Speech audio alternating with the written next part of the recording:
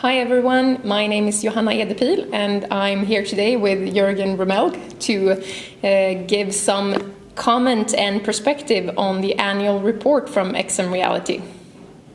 Good day everyone and welcome back, Johanna, after maternity leave, right? Yes, thank you. It's good to have you back. Yes, and it feels very nice to be back as well. And speaking about looking back, now we're going to look back on the year of 2021. What are your biggest takeaways? Well, first of all, the product. We have moved the product significantly during 2021. We have added functions that will generate more value with the customer base. Number one. Number two, we have signed some very big customers in AB InBev, in Danone, in Heineken, AB InBev, the world's biggest brewery, Heineken, the world's third biggest brewery, and Danone, I think it's number 10 in terms of food production in the world. So that adds to a very strong customer base that we can rely on going forward now. And that has also led to the prioritized verticals that we do have, which are really optimized and selected well, I believe. And then, of course, the resources, both resources here in Europe, in Linköping, and also in the US, to actually accomplish the order intake and the projects and the value that we generate with the customers. So all those are, I would say, significantly more improved product, customer base, and also the resources. And in many ways, 2021 had been a transitional year for us. We have done the right things. It has not shown in the financial result as we had hoped in 2021. However, I do believe that will show now going forward because it's fundamentally very good things and very good progress on our part here. But if we look on the customer base, one of the reasons behind the quite modest growth of our annual recurring revenue was contraction among existing customers. But do you foresee this to continue be the issue we will have during 2022? No, I don't. Indeed, the contraction was a problem for us in 2021. We could not recover from the contraction from Nestlé, which was the absolute biggest one. We had a couple of additional customers that did contract during the year. So Nestlé and those few additional customers actually bought a significant amount of licenses in the peak of the pandemic, mid-2020-ish, and did right-sizing of that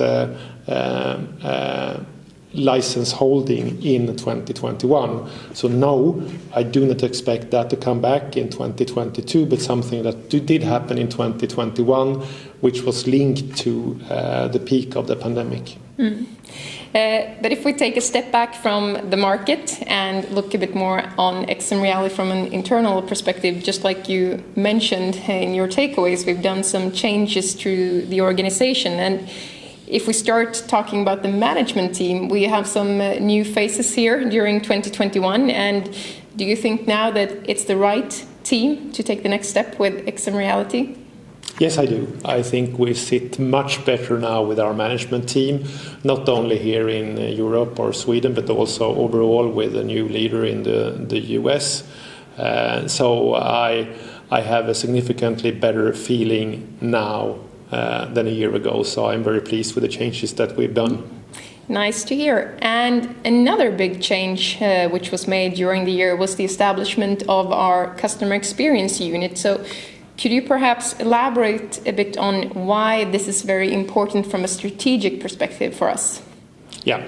So we saw our enterprise salespeople being overwhelmed with the customer in the implementation phase and the ongoing implementation project, you could say, not focusing as much as we wanted on new business. Which can be seen in the numbers as well. Correct. And we also understood that here we need to give most of the customers a good support in the implementation phase and also help them during the subscription phase as well. And here is where customer success comes in.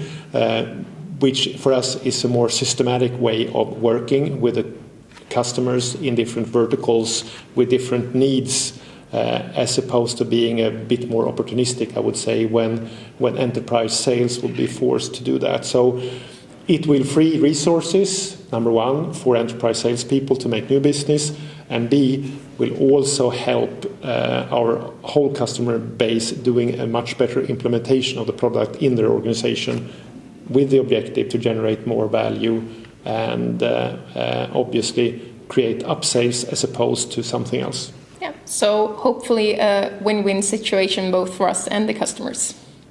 I'm absolutely sure that this is a win-win case. And you mentioned before that we have a new president now for our XMReality Inc. in US, and we also made some additional changes to the organization there. And do you feel that we have the right setup to start generate, significant income from our Inc.? Absolutely. This is a big time difference now compared to a year ago.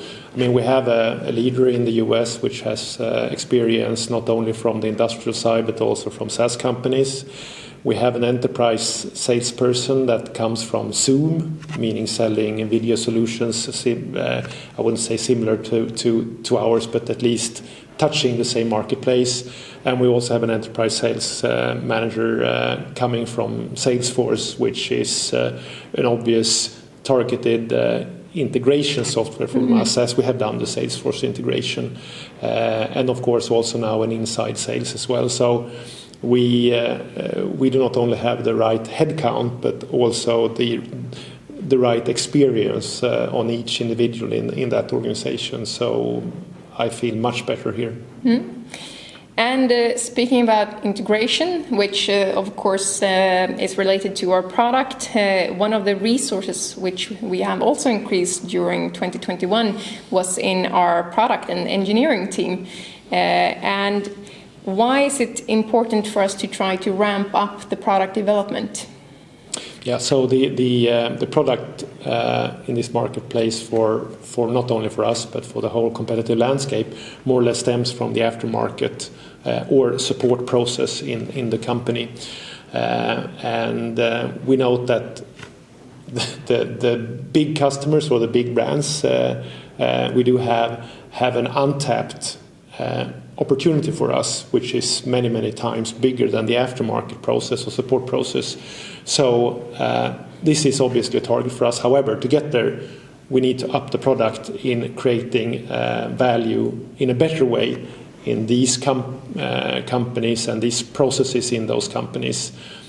So this is the big step the product have taken in 2021 to actually be positioned to be able to win that business in a more obvious way. We will take additional steps during 2022 as well, especially the first half of 2022. But this is really the root cause for the big changes in 2021. You mentioned before that 2021 has been a transitional year. What do you hope to? What term do you hope to be able to give 2022? Yes, a transitional year for us, 2021. The financial results were not what we had hoped for, I would say. However, now with additional step, with the product, with the resources to execute, and with a very good customer base we do have, I think we are in a very good situation going into 2022. I think that will sum it up, and thank you for listening to us today, and we will get back to you after the quarterly report, which we will present end of April. Thank you and goodbye. Goodbye.